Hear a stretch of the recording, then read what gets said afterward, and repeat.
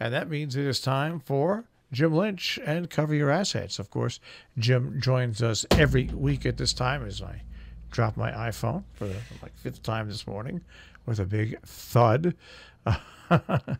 Jim, of course, is an independent voice on Wall Street, the economy, and politics, and, of course, sports. He brings all these insights and opinions over the past 40 years to us on a regular basis. And with any luck at all, he'll be on the phone when I say, good morning, Jim. And good morning to you, sir. How are you this morning? Well, Giants, Jets, what do you think? It was a rough... No. I've just found the best story ever. And this is, I'm absolutely serious. It goes with the Giants and the Jets. And it's happened yesterday, and it's off Deutsche Welle.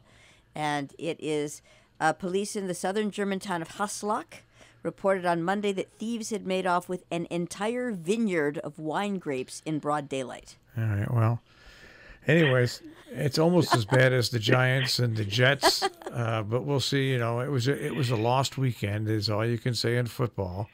And the Meadowlands area indeed is a swamp for football. Well, anyways, a wasteland. Well, in fairness to the Giants, though, in that first half, the ref called a horse collar. Obviously, it was totally bogus, and that penalty resulted in 3 points. And the other thing was a miscue with that guy getting hit and the ball bouncing out. After that, it was downhill. But it's a long season. And we'll suffer through it. That's right, like we always do. And I was commiserating with a friend of mine we'll always about this very thing, and we were talking about it, and he said, and of course, the Knicks are coming up too. I know, that's alarming. Said, boy, I'm on the floor and you're hitting me with the bat. And the Rangers as well. I mean, it's just not... Oh, God. Let's get off sports. And the How about badminton? And the circus left Madison Square Garden, so there's no really reason to go to the Garden That's anymore. right. At least the key to the whole thing, when the Russians sold their interest in the Knicks, that was the kiss of death. I mean, there you go. They bought Donald Trump and they kept him, and they gave up the Knicks. Oh, anyhow, folks, it's good to be here. Good to hear you, Marshall and Jill, the lovely Jill. Our weather here is a little overcast. I hope it's better up there. No, it's not. It's worse. It's not. I mean, if you're living and breathing, the weather's good. That's exactly right. Anyhow, on a serious note, which I've been delinquent about since I can say a few things on a Tuesday morning at 8:30 something, let's keep in mind in our prayers and our good thoughts, whatever, there's at least 1,300 kids in detention in the Southwest. They just moved to tents somewhere in Texas, and God, it's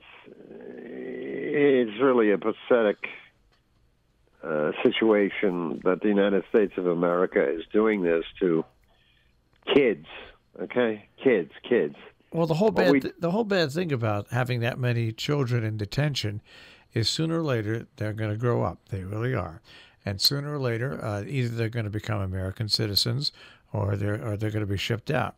But when they grow up, there will be a hidden resentment that will transform them, and that resentment will never go away.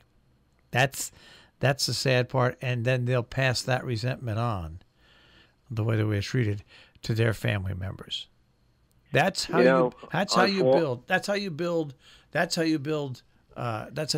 terrorism eventually. Really. It's also how you build dismay. Yeah. You get caught in a. I was debating this with somebody on a different topic. No one understands what bureaucracy is anymore.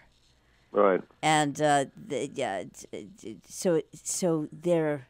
This is a youngish kid. But it's the slightest thing that can plant. Absolutely right. Plant a bad seed, and then you wonder years later why that bad seed develops. And you really shouldn't wonder. It's watered, it's fed, it's nurtured, and not by sitting and watching beheading videos, but simply by resenting one's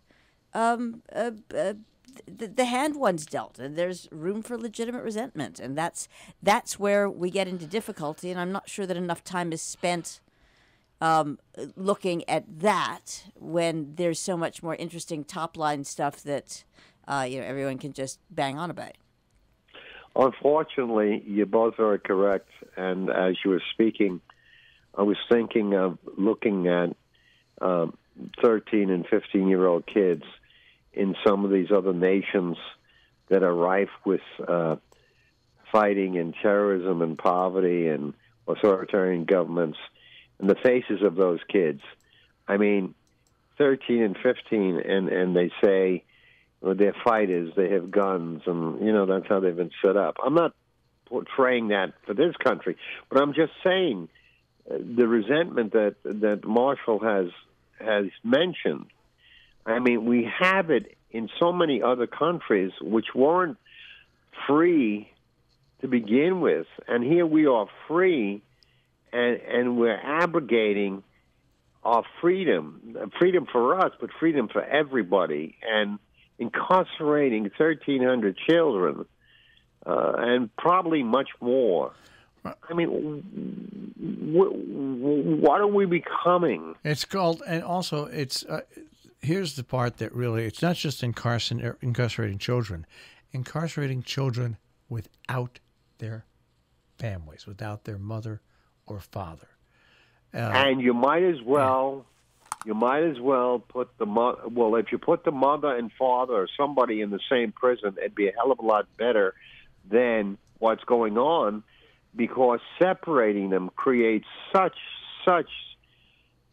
pain and sorrow for the parents, and in turn, following up on what you said, this resentment. I mean, the president is doing his own job of creating negativity and againstness against others who are in turn against us. Why do we do this on this level? It is so incredible. Folks, you got to pay attention to this, though. There are people in Congress and the Senate and this and that. They're the ones who can possibly change this. And if we don't change it, we will become an ugly country. And none of us want that. None of us want that. Along those lines, as serious as things going on, God, so many things. Our government, the United States of America, we created the United Nations. We built that beautiful place on the East River for people to come here. In a sign of togetherness, freedom, let's not go to war anymore. What do I read now? I read that the United States of America is denying visas to same-sex partners of diplomats. It's not a lot of people, okay? Trust me. And they'll get by. Our government wants them to get married before they get visas. Well, the problem is those people in their countries, these same-sex people, their governments say no to the marriage of people like that. So what are we doing? We're creating even more difficulty for these people. But the point is this a problem? Is this really a problem that these people are coming here and we say no visa? What is wrong with this country? It's an authoritarian thing. It's the way Turkey and other countries basically legislate and run their governments. And, vote. If you don't like what's going on, you have to vote. And if you like what's going on, you have to vote. But it's the precious right that we have in this country that few other countries, because there were a lot of countries beyond Britain and France, they don't have the privilege. They don't have free elections. I can't tell you enough. Well, I don't know. I don't know where people are in their heads in terms of what's going on, but you have to vote. You have to vote, and the reason you have to vote is just take a look at what is happening with the nomination of a judge. I'm not going to get even into the judge to be honest, but just take a look at the political parties. That for the first time, Congress has always been a free for all.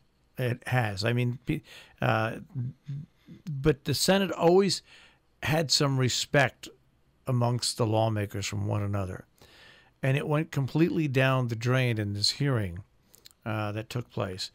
And it took two lawmakers, one a Republican, one a Democrat, to meet and go out and decide on something. Whether it works or not, that's not the problem, and that doesn't matter. The fact that we finally had two senators stand up and say enough of this. There's a way around this without tearing this country apart right now. We can try to fix it and go out and put something together that the Democratic caucus accepted and the Republican caucus had to accept. There's not enough of that. That shouldn't be a shining act of valor. That should be what the United States Senate and what the United States Congress is elected to do on a daily basis. I mean, I give a lot of credit that it was done, but Jim, it used to happen all the time in the Senate and the Congress where Democrats and Republicans met in the middle. And it's the old, you ask for a full loaf, and sometimes you accept a half a loaf, and sometimes you accept a quarter of a loaf. And for the media to make this a real big event, it's a sad state of things, because it used to be the normal way of practice in the Senate. The House, not so much. The House always has been rough and tumble. And that was the idea in 2 years. But the Senate were the grown-ups. And it's sad to see that it has to come in little spurts that make us feel better, because it shows you how broken things are. But it also speaks to, unfortunately, in my view, the whole when you let social media drive the day,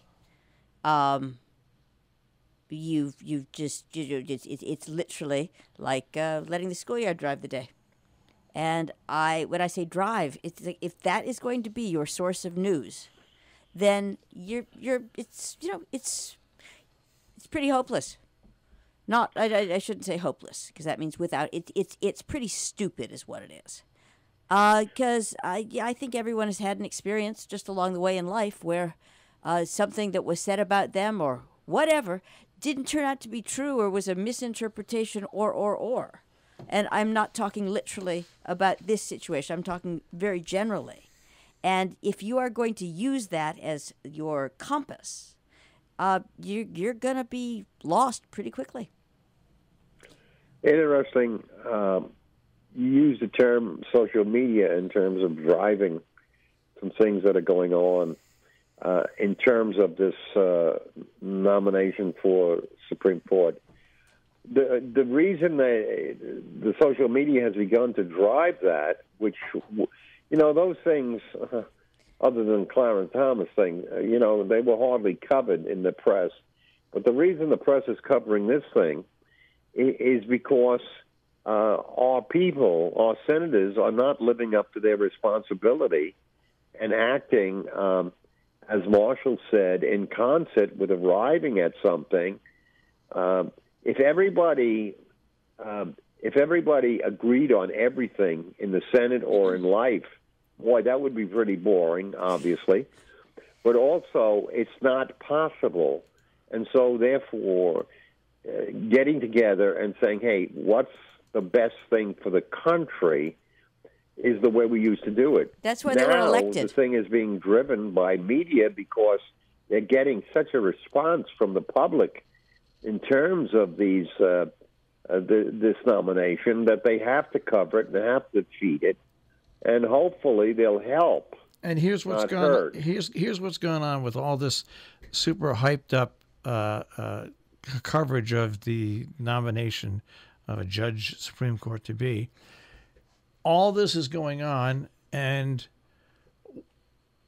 one of the biggest deficits continues to rise as the funding plan was approved from the president while all this went on to keep the government operating, and it increased the national debt once again by about $1 billion. That story never hit mainstream media. There are 5 stories you could name that never hit mainstream. For people. I mean, now, I'm not saying that this nomination for a Supreme Court judge isn't important. It is. It's news, and it's an important process. But damn it, it is sucked. There is no other information that's available to you, and you can go from channel to channel to channel. You can even go from newspaper to newspaper to newspaper. No newspapers covered the extension of the debt. When you say no newspaper, it's inside it has, just not on the web. When you make news a la carte, it's like, oh, I'll have that one and that one and that one, which has gone on for some time now. You can't expect people to... Didn't everyone have a favorite subject in school? Didn't everybody have something that they would rather sleep through? Probably. Going back to what Jim said about not everybody agreeing on everything. And sorry to sound ancient, but used to be that the news was a well-rounded, to use a newer word, sampling of what was going on. Now it is just sort of endless, conflated opinion, endless, breathless, conflated opinion. And that seems to be what's expected because no one appears to be interested in the, shall we say, drier numbers. Now, Jim, I know you probably don't stay up late, but I want you to find John Oliver's Last Week Tonight from Sunday night. He spent 1 hour, actually full, there was humor, but full news coverage on 3 stories. And he has replaced what Jon Stewart used to do on a daily basis.